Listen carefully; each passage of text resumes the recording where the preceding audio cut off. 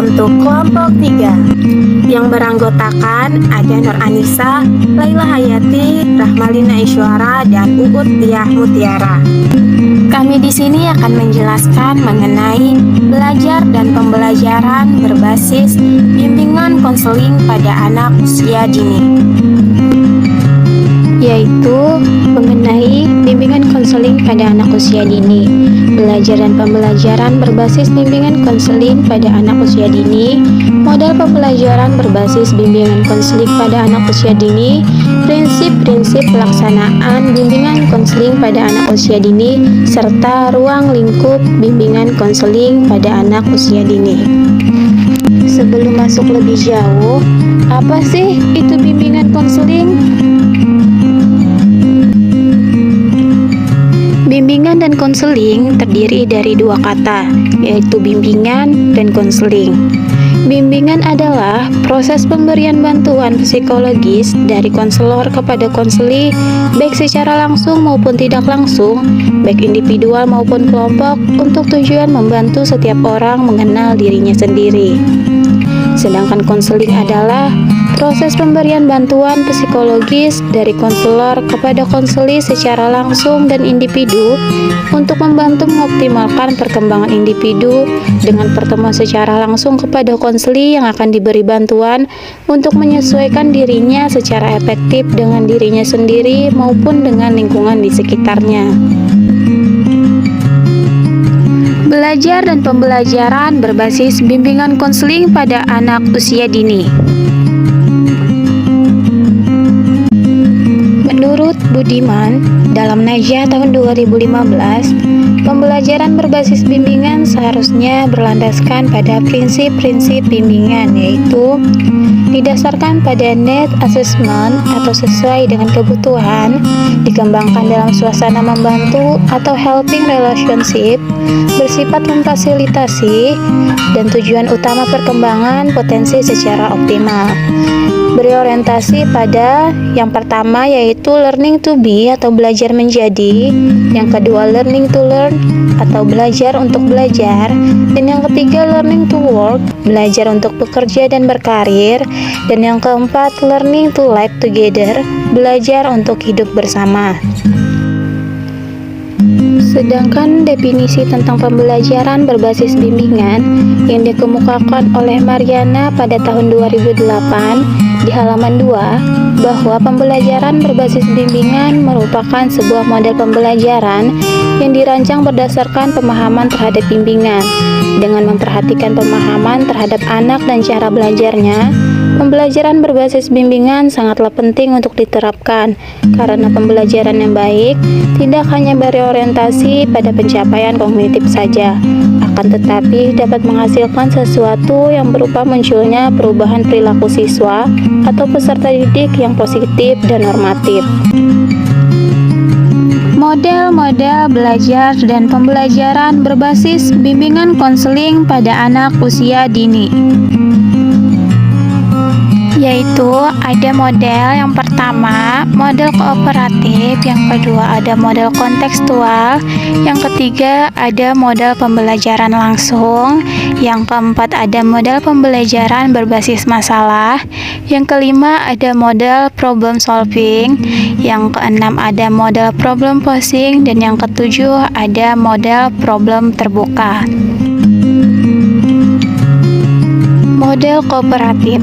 Model pembelajaran kooperatif sesuai dengan fitrah manusia sebagai makhluk sosial yang penuh ketergantungan dengan orang lain, mempunyai tujuan dan tanggung jawab bersama, pembagian tugas dan rasa senasib. Maka dari itu, dengan memanfaatkan kenyataan itu, belajar berkelompok secara kooperatif, siswa dilatih dan dibiasakan untuk saling berbagi atau sharing mengenai pengetahuan, pengalaman, tugas, dan tanggung jawab, saling membantu dan berlatih berinteraksi, komunikasi, sosialisasi, karena kooperatif adalah miniatur dari hidup bermasyarakat dan belajar menjadi kekurangan dan kelebihan masing-masing.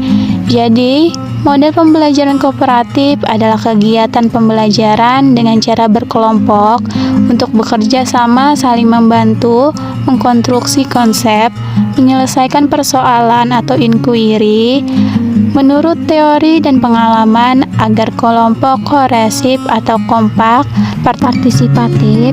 Tiap anggota kelompok terdiri dari 5 sampai dengan 5 orang, siswa heterogen atau kemampuan, gender, karakter, ada kontrol dan fasilitasi, dan meminta tanggung jawab hasil kelompok berupa laporan atau presentasi. Sedangkan model kontekstual ialah sebuah pembelajaran yang dimulai dengan sajian atau tanya jawab secara lisan yang ramah, terbuka, dan negosiasi yang terkait dengan dunia nyata kehidupan siswa atau daily life modeling, sehingga akan terasa manfaat dari materi yang akan disajikan. Motivasi belajar akan muncul, dunia pikiran siswa menjadi konkret, dan suasana menjadi kondusif, nyaman, dan menyenangkan. Prinsip pembelajaran kontekstual adalah aktivitas siswa. Siswa melakukan dan mengalami, tidak hanya menonton dan mencatat, dan pengembangan kemampuan sosialisasi. Adapun model pembelajaran secara langsung ialah sebuah pengetahuan yang bersifat informasi dan prosedural yang menjurus pada keterampilan dasar, akan lebih efektif jika disampaikan dengan cara pembelajaran langsung. Sintaknya adalah menyiapkan siswa, sajian informasi dan prosedur, latihan terbimbing, refleksi, latihan mandiri, dan evaluasi. Cara ini sering disebut dengan metode ceramah atau ekspositori atau ceramah bervariasi. Model pembelajaran berbasis masalah. Model pembelajaran ini melatih dan mengembangkan kemampuan untuk menyelesaikan masalah yang berorientasi pada masalah otentik dari kehidupan aktual siswa. Untuk merangsang kemampuan berpikir tingkat tinggi, kondisi yang tetap harus dipelihara adalah suasana kondusif, terbuka, negosiasi, demokratis, suasana nyaman dan menyenangkan agar siswa dapat berpikir secara optimal. Model pembelajaran selanjutnya ialah model problem solving. Model problem solving adalah mencari atau menemukan cara penyelesaian atau menemukan pola, aturan, atau algoritma. Sintaknya adalah sajikan permasalahan yang memenuhi kriteria di atas. Siswa berkelompok atau individual mengidentifikasi pola atau aturan yang disajikan. Siswa mengidentifikasi, mengeksplorasi, menginvestigasi, menduga, dan akhirnya menemukan sebuah solusi. Model problem terbuka. Pembelajaran dengan problem atau masalah yang terbuka artinya pembelajaran yang menyajikan permasalahan dengan pemecahan berbagai cara atau flexibility, dan solusinya juga bisa beragam, multijawab atau fluensi. Pembelajaran ini dapat melatih dan menumbuhkan orisinilitas, ide, kreativitas, kognitif tinggi, kritis, komunikasi, interaksi, sharing, keterbukaan, dan sosialisasi. Model problem posing. Problem posing yaitu pemecahan masalah dengan melalui elaborasi, yaitu merumuskan kembali masalah menjadi bagian-bagian yang lebih simpel sehingga mudah dipahami. Sintaknya yaitu berupa pemahaman, jalan keluar, identifikasi kekeliruan, meminimalisasi tulisan hitungan, cara alternatif, menyusun soal pertanyaan. Prinsip pelaksanaan pembelajaran berbasis bimbingan konseling pada anak usia dini. Meliputi yang pertama ialah bimbingan merupakan proses yang menyatu dalam semua kegiatan pendidikan. Yang kedua, bimbingan harus berpusat pada anak yang dibimbing. Ketiga, kegiatan bimbingan mencakup seluruh kemampuan perkembangan individu. Keempat, layanan bimbingan harus diberikan secara berkelanjutan. Kelima, harus dijaga kerahasiaan data tentang anak yang dibimbing. Keenam, pandai-pandai menggunakan berbagai pendekatan yang tepat sesuai dengan pribadi anak yang dibimbing. Ketujuh, bekerja sama dengan lembaga lain berhubungan dengan layanan bimbingan dan konseling. Menurut Saudi, tahun 2003 halaman 79 menjelaskan bahwa pada pelaksanaan pelayanan bimbingan untuk anak usia dini perlu diperhatikan prinsip-prinsip sebagai berikut. 1. Bimbingan bagian penting dari proses pendidikan. 2. Bimbingan diberikan kepada semua anak dan bukan hanya untuk anak yang menghadapi masalah. 3. Bimbingan merupakan proses yang menyatu dalam semua kegiatan pendidikan. 4. Bimbingan harus berpusat pada anak yang dibimbing.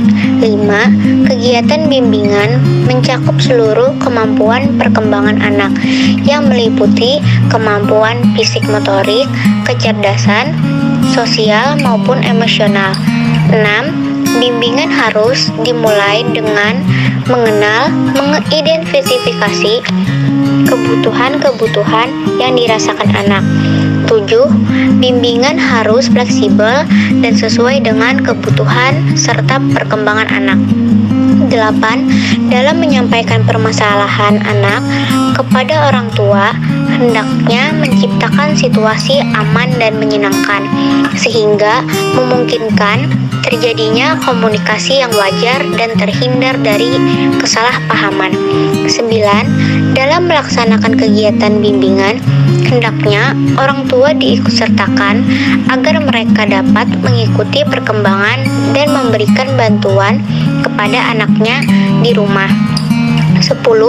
Bimbingan dilakukan seoptimal mungkin sesuai dengan kemampuan yang dimiliki guru atau pendamping sebagai pelaksana bimbingan. Bila mana masalah yang terjadi perlu ditindaklanjuti, maka guru pembimbing harus mengkonsultasikan kepada kepala sekolah dan tenaga ahli. Ke-11, bimbingan harus diberikan secara berkelanjutan. Ruang lingkup belajar dan pembelajaran berbasis bimbingan konseling pada anak usia dini. Yang pertama, ada bimbingan pribadi sosial. Bimbingan pribadi sosial merupakan bimbingan untuk membantu anak dalam memecahkan masalah-masalah pribadi sosial. Biasanya, pada masa anak-anak yang tergolong dalam masalah pribadi sosial adalah masalah hubungan dengan sesama temannya. Sedangkan bimbingan belajar dilakukan dengan cara mengembangkan suasana belajar mengajar yang kondusif agar terhindar dari kesulitan belajar. Bimbingan belajar merupakan bimbingan yang diarahkan untuk membantu para anak dalam menghadapi dan memecahkan masalah-masalah belajar. Dan bimbingan karir juga merupakan layanan pemenuhan kebutuhan perkembangan anak sebagai bagian integral dari program pendidikan. Bimbingan karir merupakan upaya bantuan terhadap anak agar dapat mengenal dan memahami dirinya. Layanan bimbingan karir mampu anak menentukan untuk mengambil keputusan secara tepat dan bertanggung jawab atas keputusan yang diambilnya. Kesimpulan dari video ini ialah pendidikan anak usia dini memerlukan layanan bimbingan dan konseling untuk mencapai suatu perkembangan yang optimal. Bimbingan dan konseling diperuntukkan bagi semua peserta didik, baik yang tidak bermasalah maupun yang bermasalah. Bimbingan dan konseling yang akan menghasilkan tercegahnya atau terhindarnya peserta didik dari berbagai permasalahan yang akan dapat mengganggu, menghambat, ataupun menimbulkan kesulitan-kesulitan dalam proses perkembangannya. Segenap pelayanan atau kegiatan bimbingan konseling didasarkan tidak boleh bertentangan dengan nilai dan norma yang ada, yaitu nilai dan norma agama, sosial dan peraturan, adat istiadat, ilmu pengetahuan, dan kebiasaan yang berlaku. Untuk mengaplikasikan hasil belajar, guru sebagai pendorong utama dan pelaksana kegiatan belajar harus memiliki kemampuan mengembangkan strategi belajar dan pembelajaran yang berbasis bimbingan konseling Suasana dan pembelajaran itu diarahkan agar peserta didik dapat mengembangkan potensi dirinya melalui aktivitas belajar yang lebih aplikatif. Terima kasih yang sudah menyempatkan waktunya untuk menonton video kami. See you and bye-bye.